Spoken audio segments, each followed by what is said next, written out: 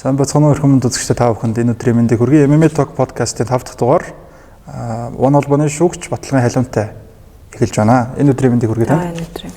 За, халиун шүүгчийн юун түрүүнд одоо манай урилгыг хүлээн авч энэхүү подкастт оролцож байгаад маш их баяртай байна. Та боломжтой бол өөрийгөө бид бүхэнд танилцуулж өгөөч. Орох юмсан гэж бодоод яваад байлаа. За болохгүй. За тэгээд Баталгын халиун гэдэг тулааны спорттой холбогдоод 2009 оноос хойш сүүлийн 15 жил болсон байна. Яг тасралтгүй 15 жил бол яваагүй. 9 оноос хойш 13 он хүртэл яг идэвхтэй тамирчин байжгаад 13 онд ээж болоод 14 онд төрөөд 16 онд нь Хятад руу сургуульд яваад за тэгээ 16 оноос буцаж бэлтгэлээ хийж эхлээд буцаж 20 онд Монголд ирээд 20 оноос хойш жижигцгийн спортоор хичээлээд одоо ингээд 4 жил. Тэгэл ирээд бэлтгэлээ игээл явж исэн тэгж жаад шүүгч хийгээд тэгэл шүүгчийн замнал эхлээл одоо ингэж явж байна. За тэгвэл бүр эхнээсээ бол та 9 оноос ингээд тамирчны замнал эхэлсэн байна шүү. Тэгэхээр мутан спортоор хичээлдэг байсан гэж ойлгосон зөв. Зөв. Тэгээд гаргасан амжилтууд бас нэлээд цуцсан байсан шүү дээ. Үндэсний хөрөнгө оруулалттай мөнгөн гүр эмнэлэг нь нарийн мэрэгсэн эмч ажиллагсадтай халдвар аюулгүй байдлыг бүрэн хангасан олон улсын жишгт хүрсэн тоног төхөөрөмж бүхий оншилгооны төв гэмтлийн мэс засал, ерөнхий мэс засал, сэргийн засах уламжлалт эмчилгээ, эмэгтэйчүүдийн хавдрын мэс засал, дотор мэдрэл, зүрх судасны чиглэлээр үйлчилгээ үзүүлдэг. Эрүүл Монгол иргэн эх орны баялаг мөнгөн гүр эмнэлэг. Нэвтрүүлгийн ивент итгэгч Cammy Lounge Night Club.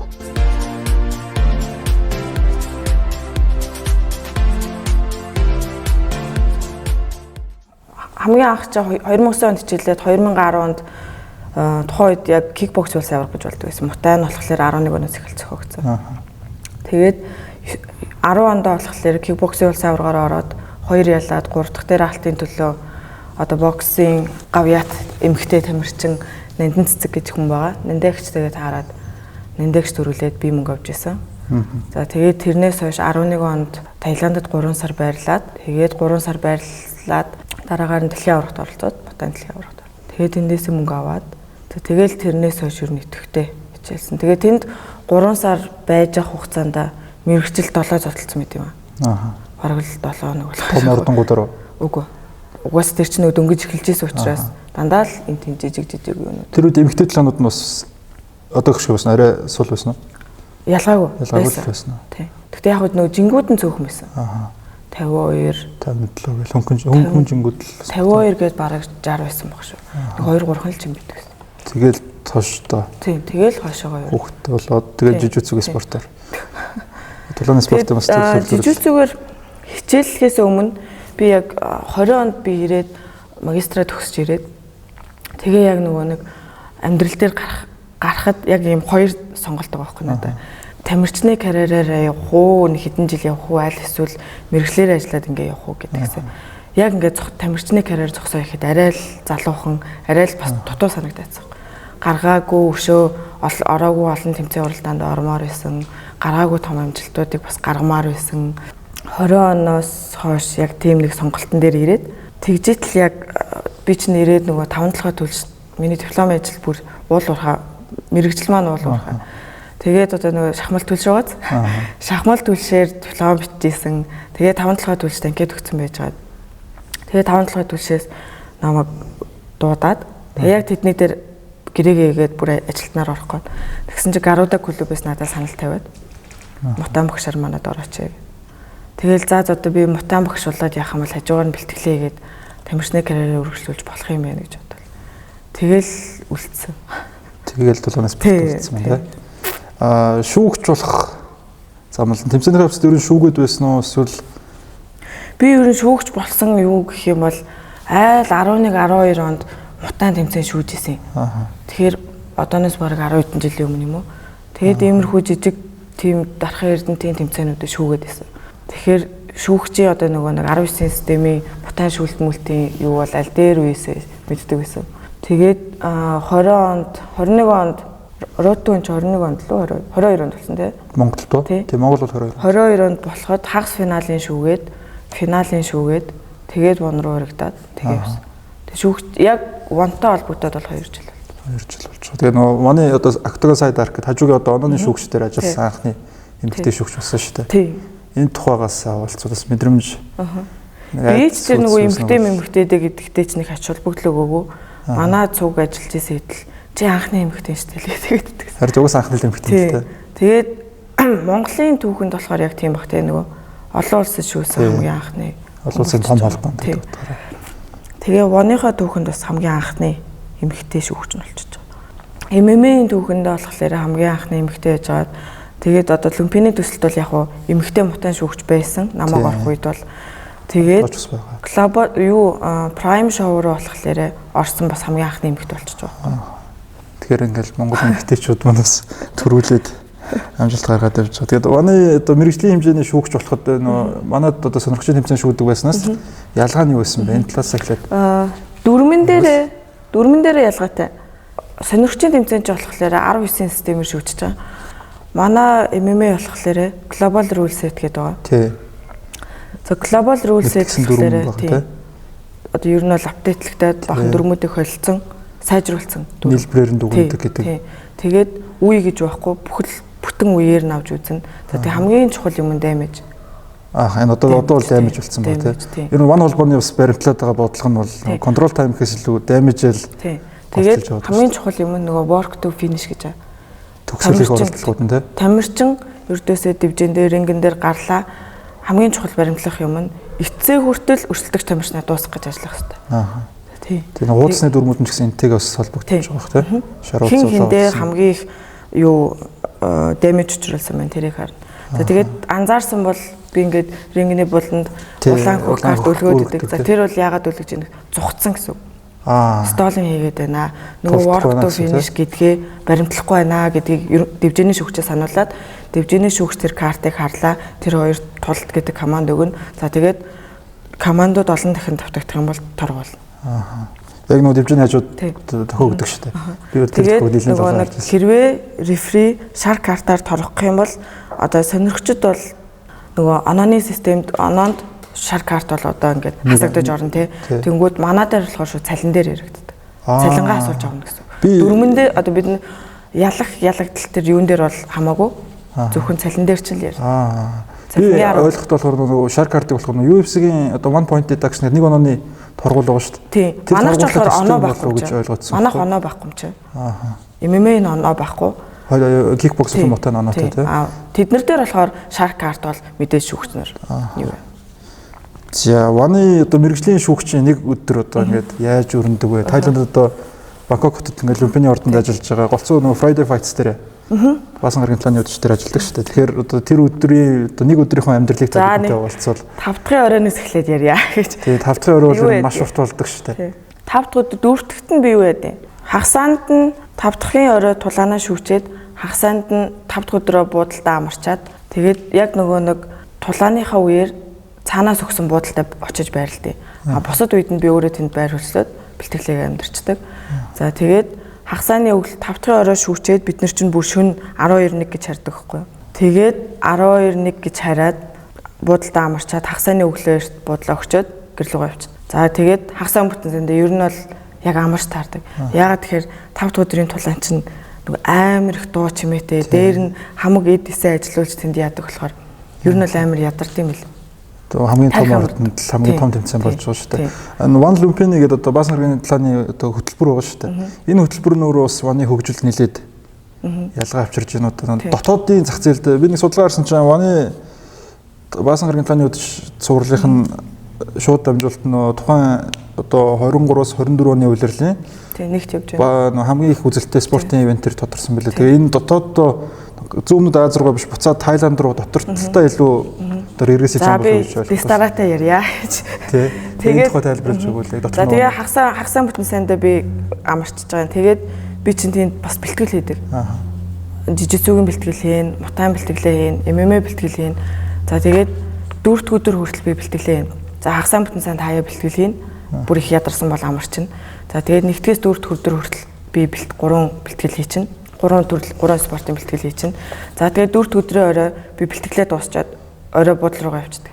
За тэгээд 4 дахь өдрийн орой заавал 4 дахь өдрийн орой очиод амарчвал нөгөө 5 дахьт нь заавал очих шаардлагагүй.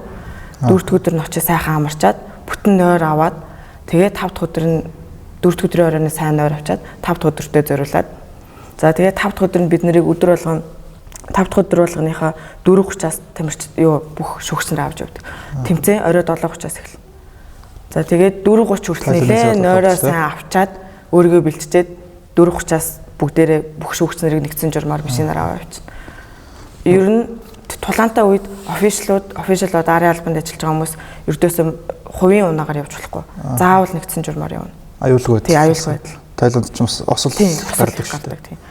Тулаантай байсан одоо өнөөдөр нь жингээ үзүүлээд маргааш тулдах байсан тамирч чинь тэр өдрөө мотоциклтай явж байгаа, такситай явж байгаад осол гэмтэлд орчихно. Аминапур гэдэг Иран тамирчин бүр нас барсан тохиолдол байгаа шүү дээ. За тэгээд төсөл нь болох юу яаж байгаа? Би нэг яг монголчлоо төсөл гэж яриад байгаа юм л да. Монголын төсөл яалтчгүй төсөл. Ягаад тэгэхээр энэ бол мутанг хөгжил зориулсан төсөл. Тэгэхээр энд манай One холбоо бол яалтчгүй том үүрэг гүйцэтгэж байгаа. Ер нь бол дээр үед одоо манай мутанг тамирчид бол мэдж байгаа. Тэр ч байтугай Netflix дээр кино хүртэл байдаг тий. Тэрийг үзчихсэн үү? Хүн жил тулдаад ингээд амьдралын тэр болохоор нөгөө нэг мутаа нөгөө мөрий тавьдаг. Тэгвэл үсч байгаа. Тий. Мутаа ер нь сүлдээ амар худлаа болсон. Тий.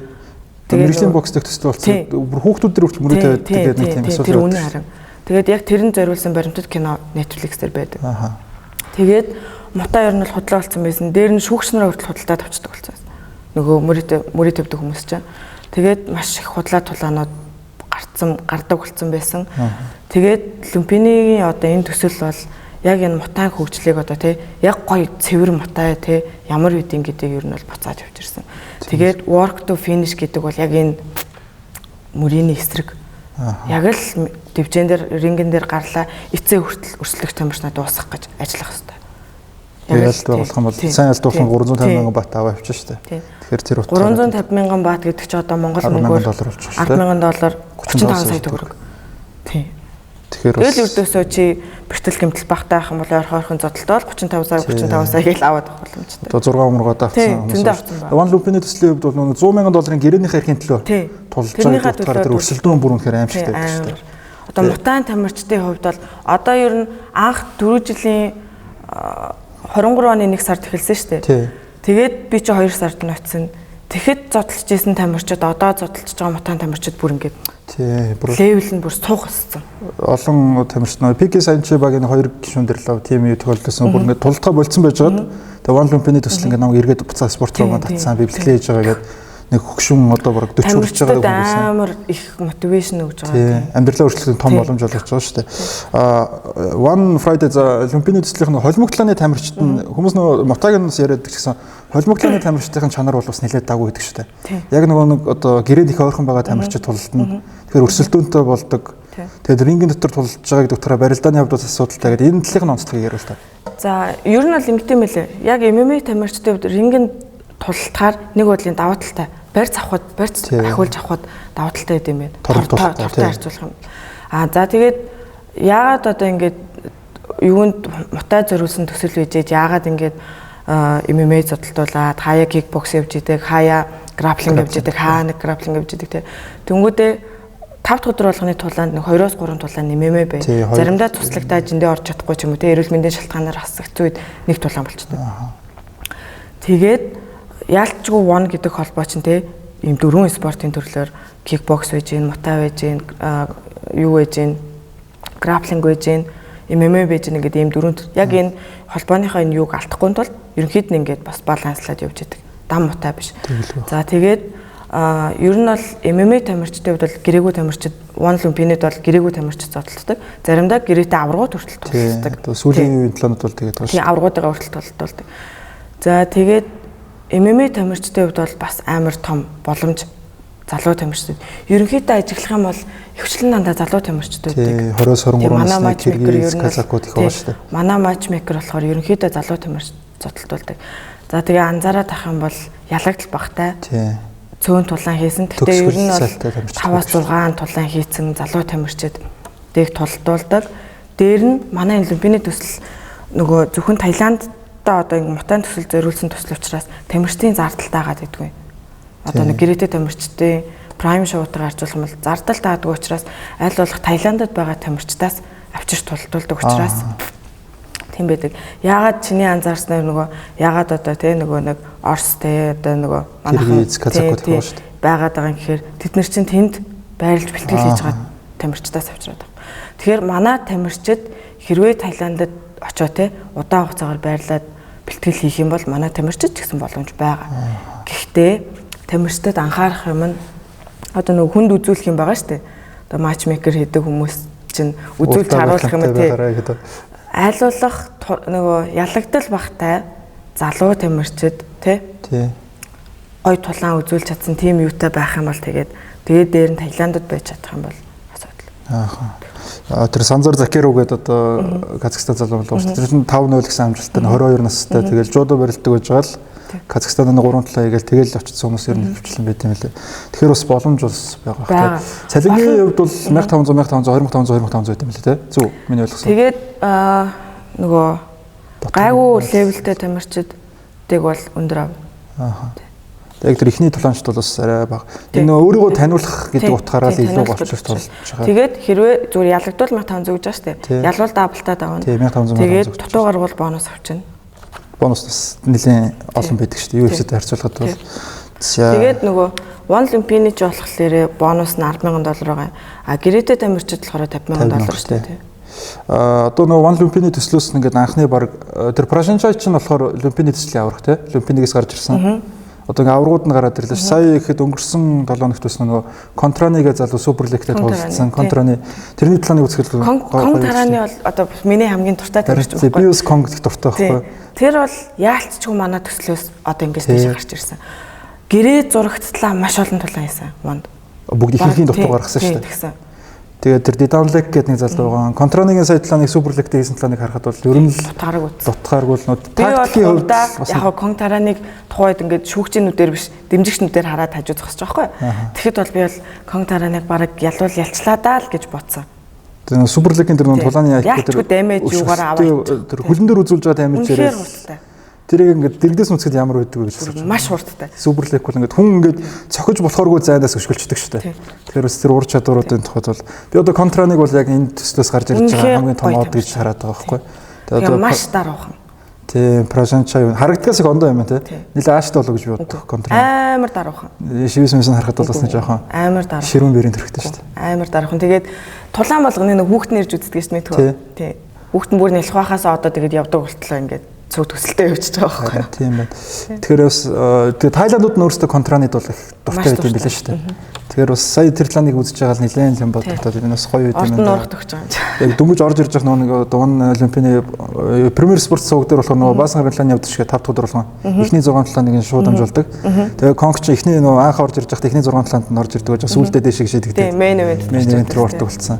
Тэр Didanlek гэж залуу байгаа. Тэгэл тэднийг харахад бол ер нь л за боломж нь байх юм бол эднэр ингээд гарч тийм. Одоо л амьдрал нь бол нэлээд дондооссон гэдэг юм шиг шүү дээ. Гэхдээ ер нь бас юу юм бэ лээ? Яалтчгүй Таиланд бол нөгөө Монголтой харьцуулахад өртөг хямдхан. За тэгээд ихэнх том тамирчид нөгөө нэг клубтэйгээ бас давхар гэрээтэй байдаг. Тэгээ би зүгээр сураг сонсох нэ бараг л 55 45 байдаг ухааны юм сонсогдсон. Орлогоо хуваадаг гэсэн тийм. Орлогоо хуваадаг. Дамжуулж одоо холбоотой дамжуулж өгсөн хүн байж байгаа. Клуб нь аван тасгалжуулж одоо тэр хүртэл ивент гэсэн. Тэгээ ер нь ихэнх том тамирчид ер нь бүгд давхар спонсортай. Дотоодынхаа одоо Fairtex гэдэг юм уу тиймэрхүү спортын болон бус байгууллагууд. Одоо сая сүүлд нөгөө нэг Мягмар тамирчин байгаа шүү дээ. Мягмар тамирчин чинь гэхэд л Мягмарда тэр сая сүүлд нэг мундаг нөгөө нэг пунксерыг зохиод байгаа шүү дээ. Тэрнийхээ дараахан тэнцэж Мягмард очиод юу яцсан байсан. Амар том юуны рекламанд тоглолцсон гэсэн. Тэгэхээр ердөөсөө улсынхаа амар том нүүр царай болоод Понсери бол бас их том залуудаа их сайн тамирчин байсан юм шиг байгаа шүү дээ. Хоёр ихэр шүү дээ. Хоёр ихэр. Понсери нь болохоор одоо ахын шүү дээ. Цохиулж унаад бос дайраадаг. Одоо миний анзаарж байгаагаар чи бас анзаарж ирсэн үгүй юу? Одоо яг нэг сексан шиг тултдаг. Тэг ингээл зомби хажууд нь харахад ингээд аюу эргүү согтууч юм шиг тэг ингээл гулжигнаал байна. Тэгсээр нэ цохилт дагаал яваад явж ийснээр цохоод байгаа чинь. Явж ийснээр л өшөглөөд байгаа чинь. Арай Ахмад одоо сексан гэсэн үг шүү дээ. Сексан бол бүр гайхах гэж байгаа шүү дээ. Гайхах шиг. Тэгээ Понсерик ч одоо явдаг зомби гэдэг бид нэр. Манай энэ Люмбиний төсөлд ажиллаж байгаа одоо манай дарга нар дээр үеэсээ л сексаныг бүр ингээд шүтдэг байсан. Тийм л гэдэг. Тийм учраас хожуу ингэж оруулж ирж байна. Хожуу байсан ч гэсэн урьж авчирч байгаа юм байна тий. Понсери өөрөө ч Заксан чинь өөрийгөө гоё үзүүлж чадсан. Үзэгчд бүр Таиландууд маш хайртай. Тийм тэгээд нөгөө дулааны арга барилаасаа их болоод тах шүү. Тийм урагшаа явдаг арга барилтаа илүү. Тэр чинь маш энгийн хүн шүү дээ. Тийм. Ердөөсөө хоёр гараа ингээд л ердөөсөө бүхэлзөөд л ах юм. Өөрөө маш гоё энгийн хүн тэгээд яалч юу хайрлахгүй байх аргагүй мундаг тамирч. За мутааны тухайд ардлалт нэлээд теста яри та мутаа яриад байлаа ярих юм шиг байна. За One холбооны та үйл ажиллагааны тухай манай одоо Марк Абалардо саяхан манад ирээд. За өнөөдөр ирнэ. Тий өнөөдөр хойшлогдсон. Одоо үйл ажиллагааныхын тухай тэгээд дээрээс нь Марк Абалардогийн семинарын тухай нэртэй хуваалцвал. За One үйл ажиллагаа яаж явдаг вэ? Бас манай үзэгчид одоо зүүнүүд Азийн том холбоо л гэж мэдээд байдаг. Монголчууд тулдаг гэж мэдээд байгаас бусдаар бас яг доторх нарийн нь бол төдийлөн сайн мэдгүй шүү дээ. За юу болохоор манайх яг зүгээр Азад байгуулагдсан компани хэрнээ дэлхийн том холбоо тийм ялчгүй дэлхийн том холбоо. Марк Абалардогийн хувьд болохоор Fertex Mongolia Марк Абалардог урьж авчирж байгаа. За тэгээд яванда One холбооны мундаг аваргуудыг бас урьж авчрах юутай байгаа. Тэгээд одоо л яг эхний ээлжинд бол бид нэр семинар хийн. Гэхдээ эх 7 хоногоос семинар нь 20 эднээс эхлээд 17-оос 25-ны хооронд байх юм. За тэгээд өнөөдөр ирж байгаа өнөө шөнө буун. Тэгэл маргаашнаас эхлээд хөдөөгөр явна. Аялна. Аялж явж гаад эх 7 хоногоос эхлээд клубүүдээр яваад нэлээд семинар хийх баг. Туршлагатай бас шилдэг Филиппин тамирчин нэг шүү дээ. Маш мундаг тамирчин байна. One холбооны үйл ажиллагааны тухайд хэдий Сингапур төвдөж гисэн ингээд Америкийн зах зээл рүү их гарч байна. Одоо зүүнүүд Аз, Япон руу ингээд тэлээд байгаа шүү дээ. Энэ тухайд та одоо Америкийн Денверийн хөлбөмбөөр ажиллах уу? Денверийн болохоор одоо энэ 9 сарын хтаа. 9 сарын. 9 сарын хтаа болохоор байхгүй. 11-ийн сарын хтаа явж магадгүй гэж би зүгээр өөрөө тааж байна. Явахгүй ч гэж магадгүй. Яг тэгэхээр би энэ одоо Олимпийн төсөлтөө миний яг одоо ойрын зорилго гэх юм бол айл болох энэ төсөлтөө олон шүүх. Олон шүүгээд туршлага хөрөнгөлөх гэдэг. Тэгээд би бол одоохондоо өөрийгөө хол явахаараа болоогүй гэж бодоод байна. Гэхдээ ялгаагүй нөгөө нэг юунд дэшээ орцсон би. Гэхдээ энэ Олимпийн төсөлтөө айл болох олон шүүчүүл зүгээр санагдаад байна. Тийм. Холбогдлооны шүүгчдийн тухайд одоо Оливер Кост өөрөө шүүдэг. Тэгээ Мухаммед Сулайман гэж шүүгч байгаа. За Оливер Кост болохоор яг мутаа руугаа одоо шийдэж байгаа. Дээр үед бол дээр үлччихээс хэдэн жилийн өмнө бол MMA шүүжсэн. Одоо бол яг мутаан рефригаа хийж байгаа. Тэгэхээр Мухаммед Сулайман бол одоо ерөөхдөө том шүүгч гэсэн. Кемп Чэнг байгаа. Чэнг байгаа тийм. Herbding болохоор одоо том ивентүүд дээр ирж ажилладаг шүү дээ. Тэгээ манай үзэгчдээс нэг Herbding ингээд One ивент дээр ажиллаж байгаа гайхаад байдаг. Тэгээд сургалт семинар явуулдаг гэдээс асуудаг байхгүй. Тэгэхээр юу яадаг вэ? Шүүгч нар юу яадаггүй нөгөө нэг тамирчид холбоонд орохоор ингээ гэрээ угалдаг шүү дээ. Гэрээ угалаад холбооны тамирчин болдог. Тэрэн шиг шүүгч нар болохоор гэрээ гэж байдгүй. Бид нар 7 хоног болгон тулааны гэрээг цалингаал авна. Тэрнээс одоо Herbding яагаад One яваад байгаа юм гэхээр бид нар гэрээ байдгүй учраас ингээд яваад байдаг. Халтур хийж яана л гэсэн үг. Халтур хийж яана л гэсэн үг. За тэгээд Herbding болохоор семинар хийхгүй. Яагаад тэгэхээр бид нар өөрснөө том ивент болгоныхоо өмнө сар болгон бид нар семинарт нь өөрснөө. Бид нар бөөнөрөө суужгаад цуг семинарт нь Herbding бид нар семинар хийхгүй цуг семинараа авдаг. Тийм. Тэгээд UFC ч юм болохоор ингээд одоо Junichiro Kamijo, Saldi Yamato гэдэг яг нэг үндсэн 3 шүүгч нь Side Arc гэж суугаад тэр 3 шүүгч ерөөсөө хизээч октагон руу орохгүй бас ингээд бус юмд үйл ажиллагаанд оролцох зөвхөн оноод ардаг. Тэгсэн чинь One шүүгч болохоор ингээд мутаа дээр згсэх харагддаг шүү дээ. 3 шүүгч солигдоод өөрсдөө талбай дээр гарч нэг шүүгээ дахиж суугаад дахиж солигдож орж ирдэг. Та тэгэхээр одоо талбайн шүүгчээр ажиллах одоо ирээдүйн нөхцөл байгаа. Өөр юм сонирхол байгаа. Рефри болох гэж. Яг рефри. Би болохоор юу яд юм аа. Яг зүгээр тамирчтай нэг үнэн тэр тамирчны хөдөлмөрийг зөв үнэлчихээсэ гэдэг өөрөө хүсэл эрмэлзэлтэй. Тэгэхээр надад тэр рефри болох яг өмнө нь бол би Монгол зонголд хийдэг байсан. Гэхдээ яг нөгөө нэг шүүлтэн дээрээ л суух сонирхолтой.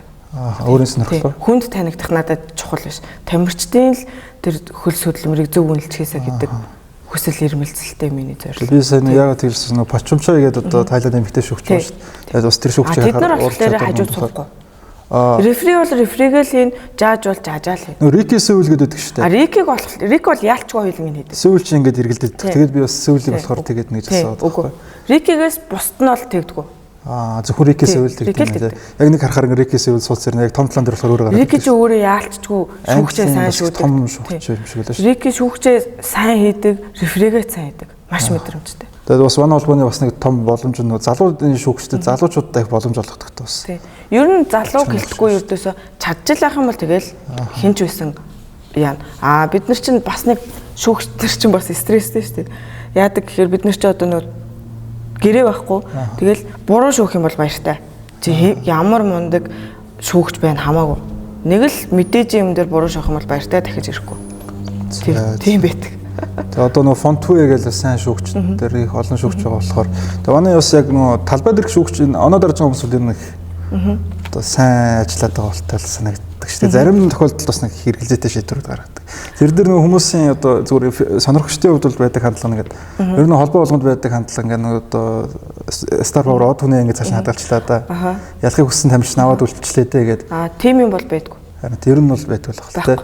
Тэгээд нөгөө мутаа шүүлтэн дээр бол бас нэг харагдаад байдаг шүү дээ. Мутаа бол яалцчихгүй өстой энэ тэнцүү ойрхон яг босоодоор ингээ үзэж байгаа учраас ялгаа салгыг гаргахад шүүгчийн нарийн ур чадвар л. За та бол одоо манай ван холбоонд ажиллаж байгаа яг дотор нь ажиллаж байгаа бас монгол шүүгч гэдэг утгаар тэгээд монгол тамирчдын план дээр ч ажиллаж ирсэн.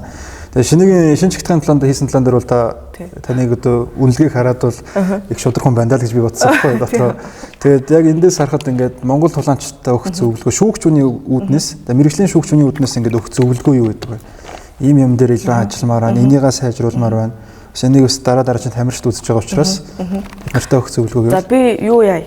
Одоо энэ нөгөө нэг хүн болгон сонсоод ингээд манай холбооныхан бас сонсох учраас бас яг нөгөө нэг дөрөм онооны системийг бас ингээд нарийн яриад явах уу? Дараа явах тамирчдаа ингээд хэлж болно. Ерөнхийдөө бол тамирчдад ерөнхийдөө зөвлөгөө өгөхөд дөрмөө маш сайн судлах хэрэгтэй. Нарийн ширээ нь одоо манай тамирчид бас боломж байна шүү дээ. Надтай яриа те. Надаас ингээд шүүгч нар яг яаж үдин гэдгийг ингээд ойлгоод мэдээд авчих юм бол тэрэн дээрээ ажиллаад яах боломжтой, амжилт гарах боломжтой. Тэгээд залуу тамирчид ч гэсэн хин ч асуусан би хэлээд өгнө. Тэгэхээр яг сонирхож байгаа дөрөм мөрмөн дээр үнэхээр мэдхгүй бол мэдгүй гэлээ те. Би ямар шүүхгүй шүү дээ. Тийм учраас дөрмөн дээр ингээд яах гэсэн юм аа одоо манай шүүгчнэр ч гэсэн холбогдох юм бол хэлээд өгч болно. Яг нөгөө тамирчууныхаа үднэс өгөх зөвлөгөө. Одоо Тайландд байрлаж бэлтгэлээдэг тамирчны зөв одоо кондишнингч байд юм уу? Ажиллах чадварууд бусад талын зөвлөгөөнүүд мэрэг тактикийн болон техникийн ур чадварууд дээр өгөх зөвлөгөө байгаа. Одоо том тамирчдыг бол одоо ер нь цаашдаа ингээд мэрэгжлийн том холбоотуудад зодтолтыг ингээд те хэдэн жил ингээд төлөвлөсөн тамирчид бол зорж байгаа тамирчид бол би эхлээд ингэж хэлнэ. Эхлээд Таиландд байрлаад юугүй том клубүүд рүү өндөр зардал гаргаж одоо Tiger Muay те том евро клубүүд рүү явахаас өмнө эхлээд наагур нь жижиг газруудаар байрлаад те санхүү мөнгөндөө зохицуулаад жижиг юунуудад байрлаад аль болох гайгүй тэмцээнүүдэд ороод тулаан их болж байгаа шүү дээ. Олон тулаанд ороод аль болох туршлагачаад тэгээд бэлэн болсон гэж үдсэн үедээ камплаад өстой нөгөө өндөр зардал мөнгөө гаргаад байрлаад бэлтгэл хийх хэрэгтэй. Тэрнээс шууд Монголоос ирээд тэр нөгөө өндөр өртөгтэй одоо тэр том клубүүд чинь сарын 5-6 сая гэж байгаа шүү дээ. Phuket, Tiger Muay, Phuket руу явах юм бол ердөөсөө л тэр багцаа байгаа шүү дээ. За тэгээ байр хоол витамин хэрэглээ гээд явах юм бол бараг л 10 сая төгрөг болчихно. Тэгээ манай тамирчид чи би ч өдөө өөрөө зовлонгийн мэднэ. Манай мэрэгжлийн тамирчдыг тэр болгон олимпийн биш төрлийн спортын тамирчдыг спонсор хийх хүн байхгүй. Яг цэвэр өөрснөө явдаг учраас аль болох зардал мөнгөө хэмнээд Бангкокод бүхэл бүтэн тэр Таиланд тулааны спорт хөгжсөн газар зөндөө клубүүд байгаа. Адгийн наазах нь дан мутаан клубүүд очоод дан бэлтгэл хийгээд тэгээд явхад бас эн чин том туршлага болно. Босоогоо сайжруулчихна. Тэгээд бэлтгэл хийж байгаа юм чинь юугаа алдахгүй тий. Тэгээд дараа нь том клубүүд рүү очоод хэвтээ ингээд сайжруулад явж болно. Одоо бол нийтээрээ л ер нь тэнгүүд манай тамирчид нөгөө нэг яалчгүй судалгаа мó мэдгүй шүү дээ тий. Ямар клуб Tiger Muay л яриад байдаг тий. Үнэхээр Tiger Muay руу очингууд л нөгөө том тамирчид чиг ингээл тэлээд гараад ирнэ гэж боддог. Үгүй байхгүй юу? Одоо бол манад нөгөө холимогтлон сонирхож байгаа хүүхд зал бас маш их байгаа. Ер нь ван холбоо их ойрын боломж гэж хараад байгаа шүү дээ. Тэгэхээр бас зэрэг илүү бодтойгоор хараасаа гэж хэлж байна та тий. Тамирчид би хувьдаа бол тэгж бодож байгаа. Сонирхчийн тэмцээнд маш олон ороод туршлагачаад адгийн наазахын жингээ хасаа сурцсан тамирчны одоо тэмцээний сэтгэл зүйтэй сэтгэл хөдлөлөө яаж дарах вэ? Тэрийгэ өөрөө ягаа сурцсан, зохицуулаад сурцсан болсон хойно мэрэгчд зодтолд ороо. Дээр нь цаашдаа том холбоонд зодтолтно гэж бодож байгаа бол болсон болоогүй холбоотод бити зодтолдож одоо нэг рекордо яагаасай гэж би боддог. Өөрийгөө сайн бэлдээд сонирхчийн тэмцээнд маш олон ор. Тэ мутаан тэмцээн, кикбоксинг тэмцээн, граплинг жижигцүү. Тэ граплинг жижигцүүгээ бити март. Тэ Монголд маш их жижигцүүгийн тэмцээн болж байгаа. Энэ болгоныг бүгдэнд нь ор. Тэгээд дараа нь мэрэгчлэл рүүгээ ор. Одоо дээр нь тэ холмог тулааны сонирхчийн холбоо байна. Одоо энэ зохиогч байгаа тэмцээнүүдтэй ор. Тэгээд дараа нь мэрэгчлэл рүүгээ ор. Тэгэхгүй одоо би чинь бас энэ нуунд ажиллаж байгаа хүн бас Монгол тамирчдыгаа айлуулах ингээд холбож өгөх тасаа л гэж байна. Тийм хүсэлтэй байгаа, чадлаараа ингээд холбож өгдөг. Тэнгүүд гоё тамирчдыгаа ингээд холбоод өгье гэхээр яалччгүй түүх муутай. Нэг рекордон дээр байгаа нэг хасах нэг одоо ялагдсан дээр байгаа тоол ялагдсан байдаг. Тий. Тэгэхээр чин 1000 одоо гоё тамирчин болцсон хэрнээ хожигдл ихтэй болохоор ч одоо яалчаар байгаа. Тэр түүхэн л одоо өмнөөс нь яриа шүү дээ, тий. Тэгэхээр одоо гарч ирж байгаа залуучууд бити болсон болоогүй тэмцээнд мэрэгжлийн тэмцээнд орох гэж яараарай. Тэгээ сонирхчийн тэмцээнд ороогүй бэжэж битгий мэрэгжлийн тулаан хийгээрэй. Тэ хэдхэн төгрөгний төлөө амь насаа эрсдэлд оруулаад бити тэгж зүгээр тулдмаар байна гэсэн хүсэл эрмэлзлээсээ болоод бити тийм алдаа гаргаасаа гэж би боддог.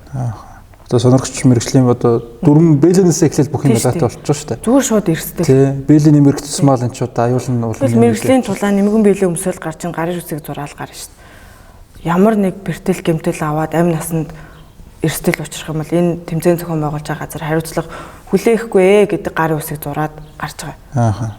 Тэгэхээр чинь хэцүү байгаа шүү дээ. Тэр сайн бодгол хэрэгтэй болж байгаа юм л да. Үндэсний хөрөнгө оруулалттай мөнгөн гүр эмнэлэг нь нарийн мэрэгсэн эмч ажиллагсадтай халдвар аюулгүй байдлыг бүрэн хангасан олон улсын жишгт хүрсэн тоног төхөөрөмж бүхий оншилгооны төв гэмтлийн мэс засал, ерөнхий мэс засал, сэргийн засах уламжлалт эмчилгээ, эмэгтэйчүүдийн хавдрын мэс засал, дотор мэдрэл, зүрх судасны чиглэлээр үйлчилгээ үзүүлдэг. Эрүүл Монгол иргэн эх орны баялаг мөнгөн гүр эмнэлэг. Нэвтрүүлгийн ивент итгэгч Cammy Lounge Night Club.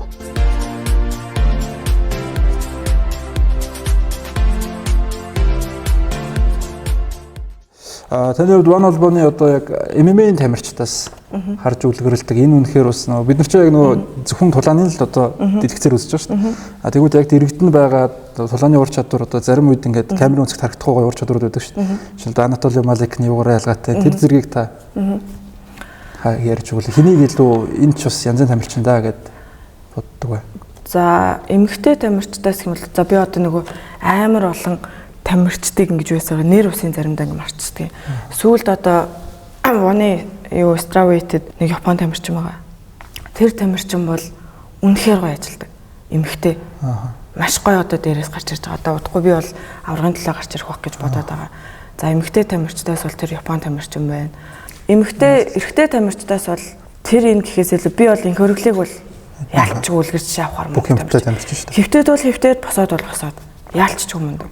Өөрийнх нь нөгөө мэрэгжлийн хандлага. Тэгээд одоо 3 Филиппинийг юу яла одоо тэгээд Филиппин тамирчдыг бол би үнэхээр мундаг гэж хардаг. Яалчгүй одоо тэр нөгөө work to finish гэдгийг үнэхээр баримталдаг тамирчид бол Филиппиний тамирчид. Эсвэл гараал эцсээ хүртэл дуусна туслагддаг. Давуу тал тий. Тэгээд өрсөлдөгч тамирчтай маш их даймаж учруулдаг. Бүх цохилт нь одоо нөгөө мутаан тамирчид шигэ тесрэлттэй. Нэр дуусгал гэсэн цохилтод байдаг тий. Тэгэл яг мутаан скилтэй тий. Бүх юм тесрэлттэй. Тэсэр нэг хөвтөдөө сайн. Тий. Бүх юм тэнцүүх. Би ерөнхийдөө кондишнинг маш сайн орчдөг шүү дээ. Ер нь бүгд л нэг бодгийн тамирчид шиг биеттэй тэгэл гимэн жоохон одоо муутах гаддаг чи нөгөө банк төгсгөлийг хайж эхнээсээ хүчтэй ажилладаг болохоор нэг тактикийн төлөө үзүүлдэг тамирчид бол нэг барих. Тэнгүүд тэрний чи эсрэг энэ хөргөл тактиктай үзээ. Тий. 2 3 дугаар дээрээс өдөрчдөг шүү. Нэгдүгээр өдөр бол амар ажилладаг шүү. Дүн гэж. Тэрийг л давчих юм бол ердөөсөө авчиж байгаа шүү. Тий. Тэгэхээр тулааны арга барилынхаа үед. За тэгээд мэрэгчлэл рүү ороод ирэхээр тамирчид тасгалжуулагч нар ердөөсөө өрсөлдөгч тамирчнаас судалгааны ажил гэж бас чухал юм байна. Тэгээд хөргөлийнхээ хувьд бол одоо бүр судалгаан дээр бас тусдаа баг тэр гэж өвөө мундаг. Өөрсдөө ингэж бичлэг үзээд байнга ажиллаж байгаа болохоор том давуу тал байгаа шүү дээ. Тэгээд тунгаан ах чинь өөрөө авраг байсан хүн, энэ холбоонд авраг байсан хүн те. Тэгээд тэр хүний тасгалжуулалт тэгээд яг энэ MMA-д авраг байсан хүн гэдэг чинь энэ хүний мэдлэг ур чадвар гэдэг бол үнэхээр Монголтой бол ярих юмгүй. Тэгээ одоо манай энэ одоо харьцангуй гайгүй болчихж байна. Дээхэн үедээ бол одоо бид нар ч нөгөө нэг манай клуб, танай клуб гэж ярьдаг байлаа шүү дээ. Одоо бол харьцангуй энэ манай MMA тамирчид, залуу тамирчид айгүй гой хамтдаа ингээд нэгдээд хамт бэлтгэл хийдэг, хамтдаа ингээд хөгжгөөд те ингээд явдаг болсон.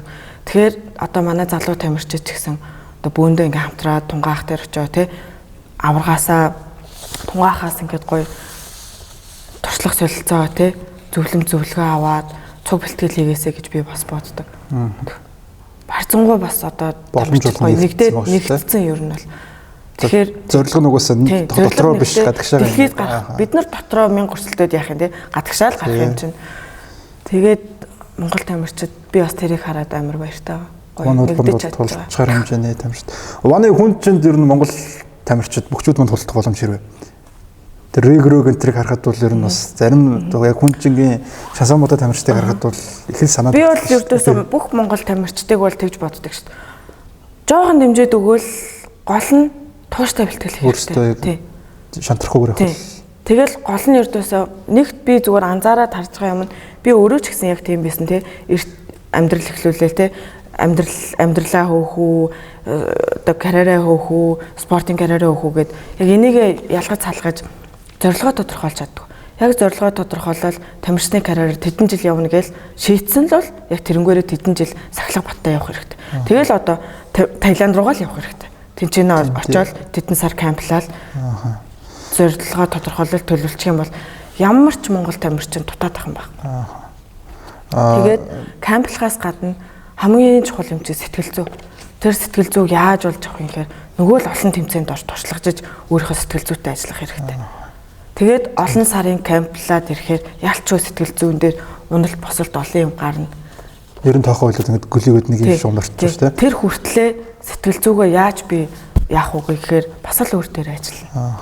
Зөвхөн бэлтгэл нүдүүлээ сайн газар хийгээд сайн болно гэдэг юм байдгүй шүү.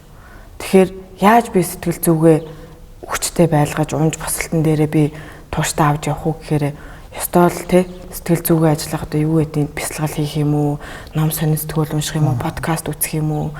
Тэ сэтгэл зүйч унаад байгаа үед би яаж энийгээ дээш өргөх үү гэдэг дээр ажиллах хэрэгтэй. Тэгээ тулааны спортын сэтгэл зүй гэж нь тустай юм байна шүү дээ. Яг хүн тэр рингэнд ороод ингээд одоо нэг бүхлийн талаа хийж байгаа шүү дээ.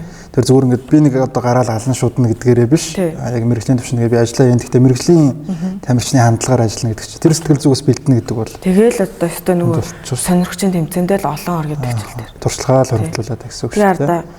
Сонирхчийн тэмцээнд сонирхчийн спортоо эхлүүлээд 2-3 жилч болоогүй гэж мэрэгжил зодтолтод эхэлсэн байгаа байхгүй. Тэгэхээр чи ч одоо юу гэсэн үг тийм үстэй. Ялгаа бол адгийн зах нь мэрэгжилд ортлоо цэнхэр бүсний төвшний жижиг мэдлэгтэй болчих. Тэ тэр хүртлээ явах бэлтгэлээ хийчих. Тэгээд сонирхчийн одоо босоо үед юу гэдэг кикбокс, мотай, боксинг тэмцээн эндээ ороод ингээд ядаж нэг нүдний цочроо гаргана гэж ярьдаг шээ. Энийгээ гаргачих. Тэгээд дараа нь мэрэгжлийн спорт гэж бодоод зорж төлөвлөөд те юугүй битээ мэрэгжлийн спорт гэж хол бас гараарай. Нилээ холцсон байдаг шүү гэж. Маш их эрсдэл золиос гаргана. Гэмтэл бэртэл тэгэл бүх юм. Гэмтэл бэртэл тэгэл эмэгтэй тамирчид тэр цумаа гарч болно, мэрэгжилд гарч болно. Тэ одоо нөгөө амьдрал зохиох те хүүхэд гаргах тэр юм чинь л хоошлно гэдгээ бас төлөвлөх хэрэгтэй. Яг сонирхчдын тэмцээн гэж яриад 8 сарын 4-нд нөгөө сонирхчийн өсвөрийн Ази, өсвөрийн дэлхийн оруулах гэж байгаа. Манай Монгол тамирчид нэлээх оролцсон. Ер нь жуудо бүхэн суурьтай ч юм тиймэрхүү хүүхдүүд нь тулааны спортыг их сонирхоод дэлхийн аврагт явах гэж байгаа. Тэр тал дээр таны бодлоо өсвөрийн спорт, өсвөрийн ангиллын тамирчдаас эхлээд ингэ дэмжих нь өөрөө ер нь суурин юм байна гэдэг манай холбооноос үзээд байгаа байхгүй. За яг хөө тэгэл тэр хүүхдүүдээс чинь ингээд шигшигдэл яг ирээдүйд мэрэгжлийн тамирчин болох хүүхэд нь хэр байх вэ те. Тэгтээ мэрэгжлийн тамирчид болохоос гадна тэр хүүхдүүд чинь багаасаа ингээд бэлтгэгдээд ирэхээр нэгт ирээдүйд хожим тамирчин болдгоо маа гэхэд сайн үзэгч чанартай үзэгч гараад ирж байгаа байхгүй. Тэгэхээр энэ бол зөв. Маш зөв. Одоо илүү мутаан талаар асуудаг Таиланд байрладаг болохоор та энэ мутаан спортын 6 мөчөр тулдах спортыг одоо яг ингээд үзэгчд маань ингээд их тодорхойгоор тайлбарлаж өгвөл. За тэгээ дээрэс нь одоо тулааны өмнөх ёслогоо ямар учиртай байдаг гэж тайлбарлаж өгвөл. За мутаа болохоор Одоо манайхан бол боксыг бол бүгд мэднэ тий. Тийм, боксыг мэднэ, кикбоксыг мэдээд байгаа. Тий. Тэгээ мута гэхээр өвдөг тохой нэмэгдээд орчиж байгаа. За тэгээ клинчтэй ингээд шилдээнээс свип хийчихэж байгаа тий. Хавирна гэж хавраад унгаажуулж байгаа. За тэгвэл мэдгүй хүмүүс одоо манайхан мутаан тэмцээн дээр одоо мулсавар мооргоор их ажиглагдтыг хүүхдүүд нөгөө үүрээ даваачуулдаг. Толгойг нь авчиж их тонгороод идэг шүү дээ. Тэгэхээр нөгөө нэг бүхий техник хийж болохгүй. Одоо энэ шилдээнээсээ свип ийм юмнууд хийн. Тэр чинь бас одоо ердөөсөө Монгол бөхөр олж үндэсний спорт нь шүү дээ. Одоо тэрийг ердөөсөө Таиландд очиж нэрийн ширийн свипүүдийн одоо бид нар хүртэл мэдэхгүй. Өчнөө свипүүд байгаа. Нарийн ширийн юмнуудыг чинь за тэнцэн Таиланддаа л очиж хийж мэднэ. Одоо тэр сэлгэж өвдөглөөд идэг шүү дээ. Ингээд одоо өсөрж байгаа дасгал шиг. Тэр өвдгөн дээр бол бас нэлээд их итгэх юм дардаг шүү дээ. Өвдөг явж ийснэ тэгжснээ свиплээд мугачдаг тий. Одоо алдартай аваргуудын дээр саянчаа аварга хэмжлүүдийг үзэхээрээс ингээд ухаалаг. Тий.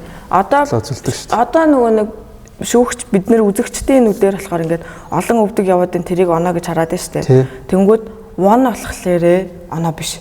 Нөгөө нэг clean strike одоо цэвэр оновчтой цогцолтой харж байна.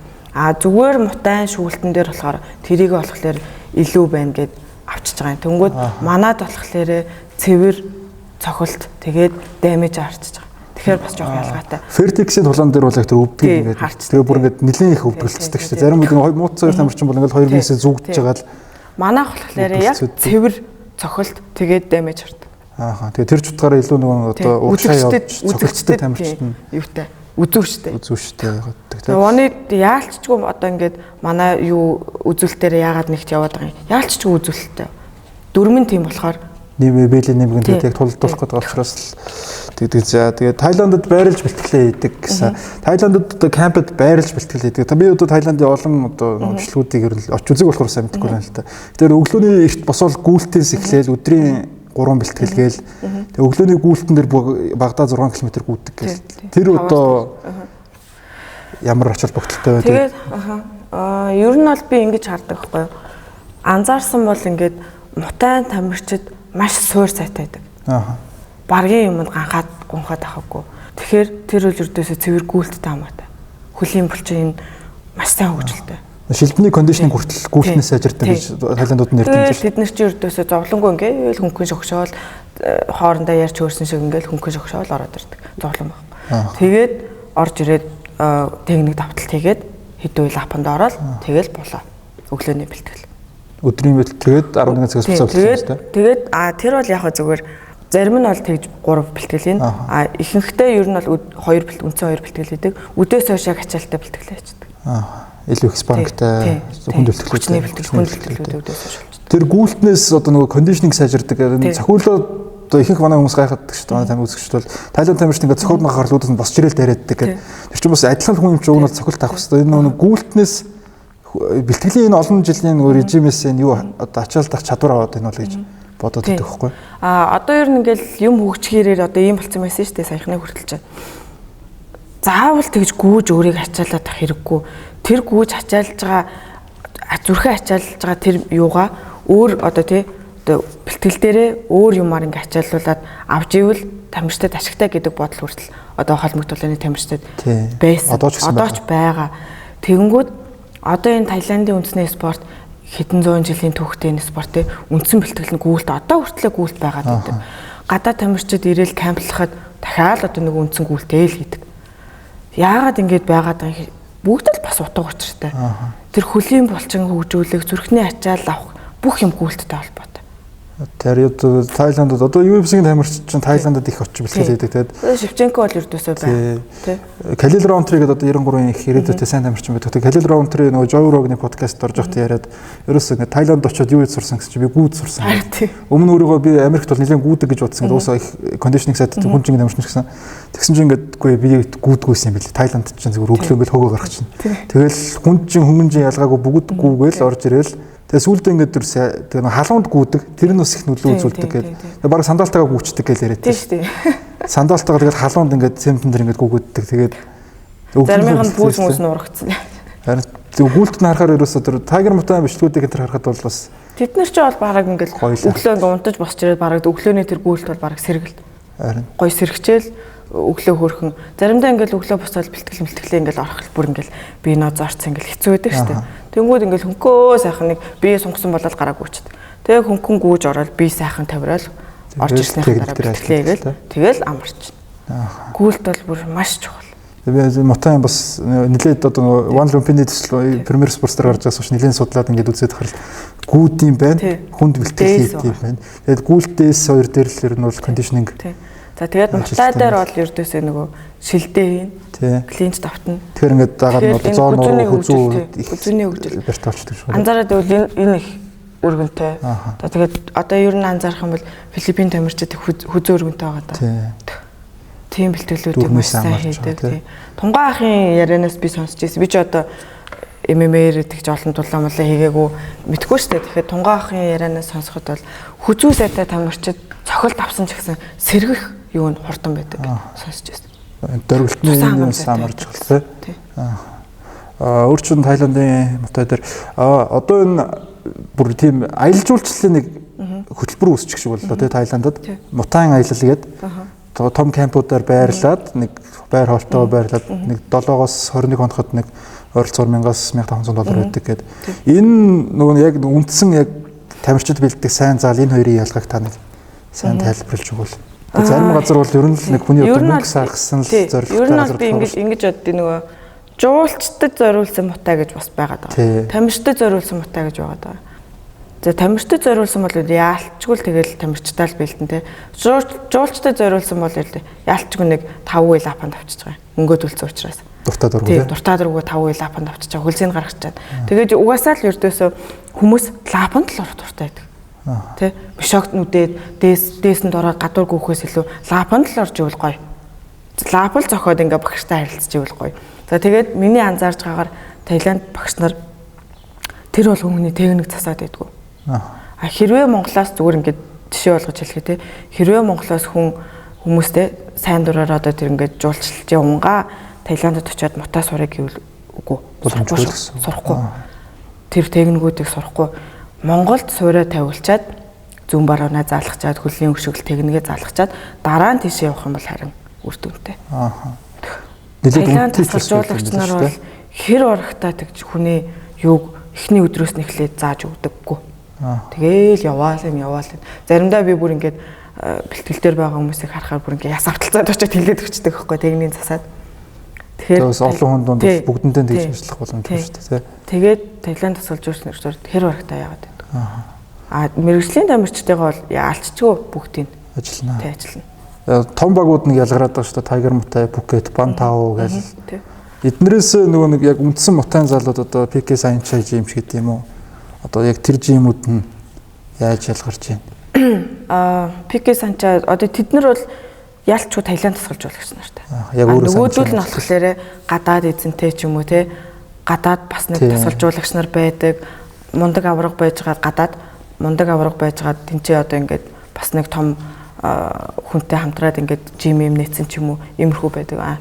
PK Saenchai гэдэг клубүүд бол дээр үесээ л яг цэвэр Мутай гараад байсан. Уламжлагтаад ирсэн. Тийм. Одоо манайхаар бол бүхний гал гэдэг шиг. Гадаад багш нар байхгүй. Яг цэвэр Таиланд багш нар. За дундаж багт байрлаад бэлтгэл хийх боломжтой та одоо нэг оптимал зардлыг одоо үзэгч тамирчид болох ч хүмүүс мөн сонирхож ивэл яг бүр тэр одоо Tiger Muay шиг тийм том багт биш зүгээр энгийн нэг гоё юм заалтай бэлтгэлээ хийх боломжтой. Тэгээд MMA дээр ч юу ярьж байна вэ? MMA Muay аль аль нь. Ер нь Muay би бол тэгж боддог байхгүй. Заавал MMA юм багт авчихгүйгээр ингээд Muay багт очиод бэлтгэл хийчих юм бол чинь аюул том боломж шүү дээ. Би хувьдаа тэгж боддог. Монголд бол та нар хэвтэйгээ сурч болно. Жижигзэн клубүүд зөндөө байж гин. Тэгээд хэвтэйгээ сайжруулах боломж зөндөө. Жижигзэн тэмцээн маш их болж байгаа учраас сайжруулах боломж зөндөө. За тэгээд угаасаа монгол хүн байглаасаа нэг тийм барилдах ноцолдох авьяастай гэж би хардаг байхгүй. Тэгэхээр Таиланд юугаараа давуу талтай босоод одоо тий спорт та Muay тий энийгээ л Таиландд сурна. Тийм учраас Таиландд очих юм бол Muay л сур. Сайн клубүүдээр очиод босоогоо сайжруулж байгаа. За би одоо клуб санал болгоныг бол хүмүүс бас нөгөө юунаас хамаарна. Нам гом газар баймаар байна уу? Аль эсвэл олон хөлийн газар баймаар байна уу гэдгээсээ шалтгаалаад. Тэг би бол Паттайя ойрхон гэх юм бол Паттайя Silk Muay Thai зөвлөнө. Silk Muay Thai бол гадаад Швед эзэнтэй. Гэхдээ маш их гадаад тамирчид байдаг. Тэгээд Таиландуудаа хүртэл бэлддэг. Одоо One 2 нокаут хийсэн бас тамирчин байгаа. Тэднийх бол гараа сайн бэлдэнэ, мутаага бас сайн бэлдэнэ. Гадаад тамирчид их байдаг учраас гар бас их сайжирна. Тэгээд тэд нартайгаа спарринг хийгээд бас Монгол тамирчдын хувьд бол тэнд бас гоё боломж, гадаад хүмүүстэй спарринг хийх боломж. Дээр нь Таиланд багшаар нөдөлчин. Тэгээд маш гоё байгальтай. Одоо тэднийх том жим юу нээсэн. Байрлал камп нээсэн. Далаагаас хол. Батаа өдөр. Тийм Батаа. Далаагаас хол гэхдээ амралтын өдрөөрөө өөрснөө ингэж явчихад ойрхон. За тэгээд Бангкокд гэх юм бол зөндөө байгаа. Тэгээ яг тэгж очимоор байна гэх юм бол би яг клубүүд санал болгож болно. Яг одоо нэр заах гэхээр бас төлбөр мөнгөний шал өөр юм. Дундаж одоо хийлж болох зүг үнэ. Стол хүний төсөвдөл хэрэгтэй. Өөрөө мөнгөтэй бол гоё газар явчихтал. Сар дунджаар бол ер нь боломжийн клубны 3-4 сая байр хоолтойгоо бүх юм нийлээ. 3-4 сая. Сард идэж 28 хоног гэсэн үг шүү дээ. Тэгээд ер нь бас камплаад тэр газрынхаа юунд байрлаж яснаас илүү бас 2-3-аараа тамирчид нийлээд байр хөлсөлчвөл бас арай илүү хэмт тусна. Адгийн наазах нь хоол мол амтраад ийчин. Гэхдээ яг тамирч одоо нөгөө тэмцээний тов нь гараад байрлаж байгаа тамирчид хоол ундаа ин гэхэд бол хэцүү. Зүгээр яваандаа гэж бодож ивэл тамирчид сайхан бөөнөрөө байрлаад байр хөлслөөд хоол ундаа хамтарч хийж идээд ингүүл арай хэмт тусна. Тэгэл зөвхөн бэлтгэлийнхаа мөнгийг төлөөл гадуур өрснөө юугаа зохицуулж арай хэмт. Маш том боломж юм тий. Тэгээд одоо One Mutai'д байгаа шилдэг дуртай тамирчдаас. Зүрдвэл Мутаагаас уу? Мутаагаас. За Кон Тараны байна. Swablak байна. Swablak гэхдээ Мянмар хүн юм шиг үлээ тий. Мянмар Таиландын ирлээ юм болов уу? Магадгүй хэн бас нөгөө нэг Сексан бас нөгөө Малайзийн тугтаа бас давхар гарч ирээд байдаг. Олон би тэг нөгөө Таиланд хүмүүсийн нэр тогтоохтой жоох юм уу? Кон Тараны байна. Swablak байна. Таванчай, Супербон одоо ингэлстэй бүгд л байна. Swablak-ийн сүүлийн ялагдал дээр би бүр уйлсан шүү. Хажууд нь үзээ суужсэн. Өстө нэрээ дутуу гаргач бахтаа гэж утсан чинь гараал юу хайцсан. Тэг бас баг зэрэг асуудал байсан л болов. Гинтцсэн бүр гихэл. Тэгээ би бас тэгж утсан нөгөө Таиланд тамирчид хин Swablak-ийн хувьд бол би нөгөө нэг гар сайтай хүнтэй тэгж бас юу байгаагүй байх гэж бодоод идэв. Туршлага нь арай дутсан байх гэж. Тэр Орос бол үнэхээр яалтчгүй Монгол. Яг цэвэр боксing одоо сүүлд Орос бол шүү. Зөвхөн төс-төсгээд 1-2 гэж ингэж шулуун тоглолтдог. Тэрийг үзээ Swablak-ыг ялгахыг харахад бас нэлээд амар хэцүү байсан да. Олон хүмүүс Swablak-ыг ялна гэжсэн. Тэгэл ордон чимэг болчихж байгаа. Харин тэ. Ордон гэснээс Олимпийн ордны одоо тэр уур амьсгал тэр одоо нэг сүнслэг чанарын тухай тэрнтэй уулзаач. Одоо нөгөө нэг ариун догшин газар гэдэг шиг бүр маш гоё нэрхтэй амар гоё газар. Өчнөө тулаан жилд одоо хэдэн мянган тамирчид тулалцдаг юм те.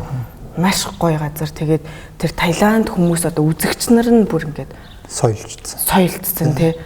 Үнэхээр гоё дэмждэг. Маш гоё. Өөр цэнгэлтгүүдээр явсан уу? Рааждам нэр нэгэд байдаг шүү дээ. Одоохондоо тэг зав гараагүй л явна. Боломж гаргалаа. Ялгаагүй мутан альц цэнгэлтгэд очсон тамирчдыг бол үнэхээр юу байдаг. Манайх бол яалтчгүй их хүн үздэг л дээ. Тэгэхээр Jonathan Hagerty Super League 2-ын талаан дээр одоо ирж байгаа хамгийн том талаан бид нарыг хүлээж байгаа талаан байгаа шүү дээ. Би одоо энэ хоёрын талааныг өргөнөхөр байж чадаад ингээд. Тэр Hagerty-г бол одоо хамгийн шилдэг Таиландын бус мутан тамирчин гэж боддог байхгүй. Игч дуртай тэгээд англиуд угаасаа маш сайн шүү дээ гараа тий. Тэгээд энэ хоёрын талаан дээр бас бодлоо байна. Дэрэгдээс нь харсан хүний хувьд бас ур чадвар байна. Үнэхээр юу яа зүгээр дуртай тамирчин гэдэг дуртай тамирчнаал дэмжнэ гэхээс наанан таамаглаж хэлэхэд маш хэцүү. Мэргэжлийн нэмгэн бэлээ. Тэгээд өндөр түвшний тамирчид хэн ч нэгээ зохиод унгачиж болно. Унж босч ирээд үзэлцээд тий. Зохиод унгаж болно тий. Тэр тухайн үеийн моментэд яг юу болох ёстой таашгүй. Би бол он холбоноос энэ талааныг маш их хүлээж байгаа. Би хувьдаа бол яг зүгээр Супер Лигийг очижоосоо гэж бодож байна. Тий. Супер Лиг сая дээр Такерог болгож авсан тулаан тэгээ Ротангийг ялдаг талаан дээр бол тэгээ нөгөө Ротангийн тулаан дээр тэр хоёр дээр тэр хоёрын шүүлтэн дээр одоо бас тайлбарлаж өгвөл яг ачаал дайд оплоонууд нь дандаа Ротанг илүү урагшаа шахаж яваад байгаа ч гэсэн Супер Лиг нөгөө оновчлоо зөвхөлтөөр авч гэнэ үү эсвэл өвдөг тохооныхоо тэр Ротанг ч нэг тоолсон. Тэр яг унсан уу? Бичлэг үзэхээр бол яалтчгүй л унсан байлээ. Унсан байна. Тий. Тэр чи бүр олсноос бариад ундын штэ.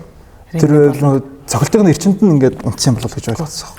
Унахтаа тэр чи зүгээр унах цохилт аваад унах хоёр ч бас. Аа. Мэргэжлийн хүмүүс бас анзаарна. Тэгэхээр энэ одоо бол Тайландд хамгийн супер од нь бол энэ Супер Лиг 5 чаа юу? Зөндөө шүү дээ. Яг одоо бид нар л тэр тамирчдыг яриад байгаа болохоос мутайн тамирч дотроо болох болоо. Зөндөө.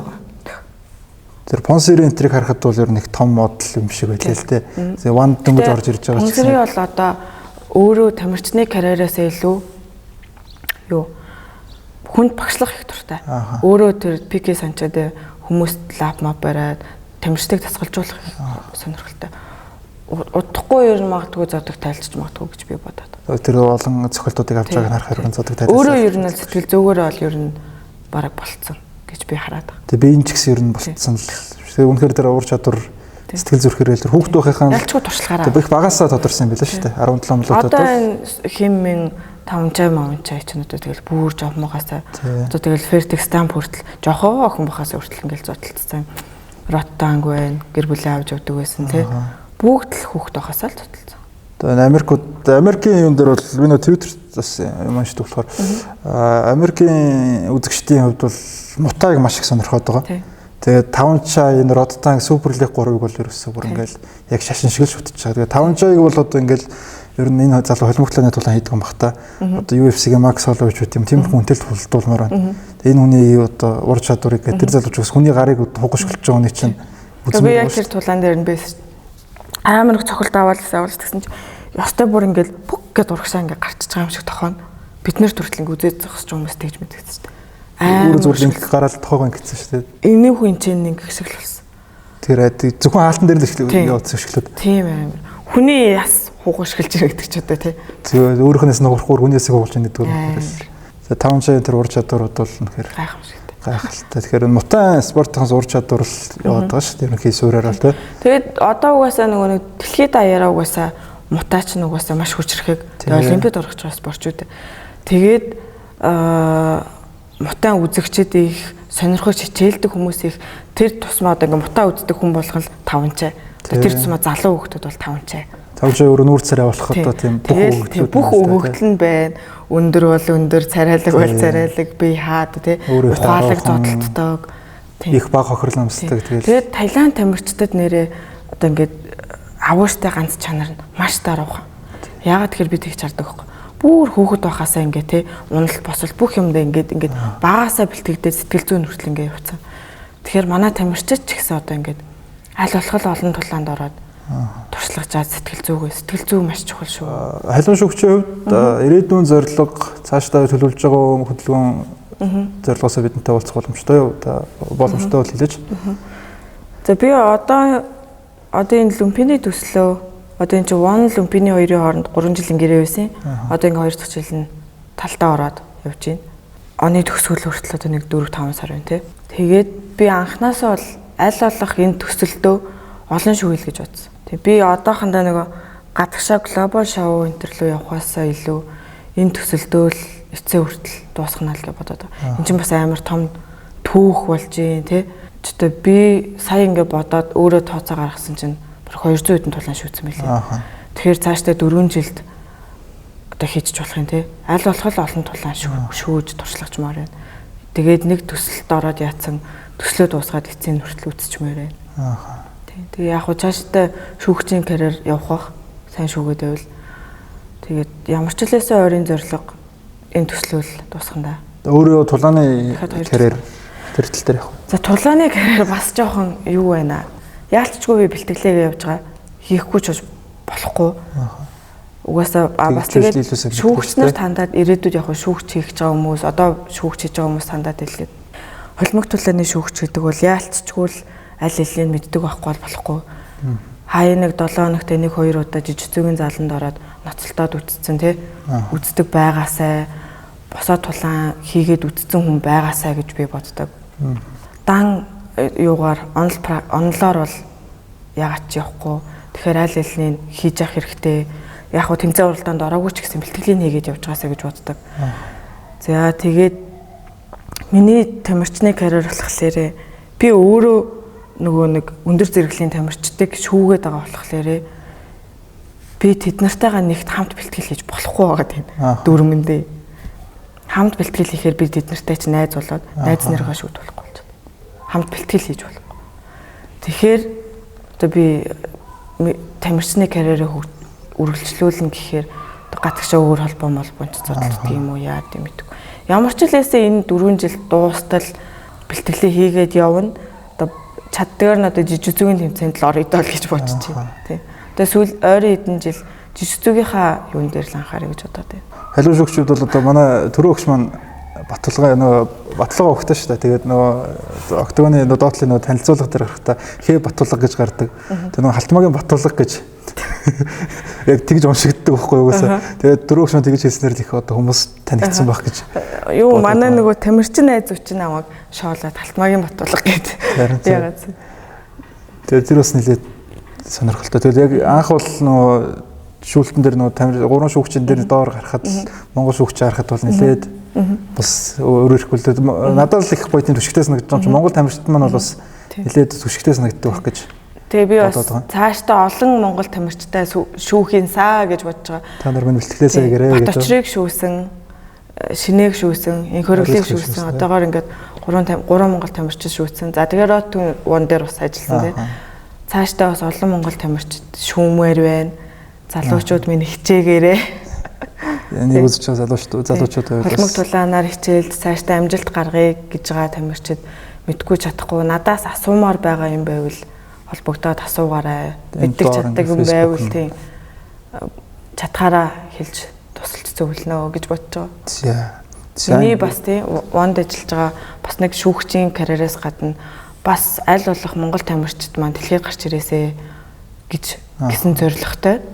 Тэгээд бас нэг тамирчдын хөлс хөдөлмөрийг зөв үнэлчихээсэ гэсэн хүсэл эрмэлзэлтэй шудраг шүүгчгээсэ гэж боддог.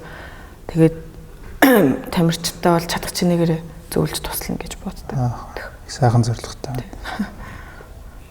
За ингээд өнөөдрийн дугаарт Ван холбооны шүүгч Батулгын халиу маань 5 дугаарын зочин болж бидэнтэй оролцлоо. За бид энэ дугаарыг хүлээн авч үзэж байгаа үзэгчдтэй баярлалаа. Тэгээд Таиландд ирээд бас нэг хийгээрэй.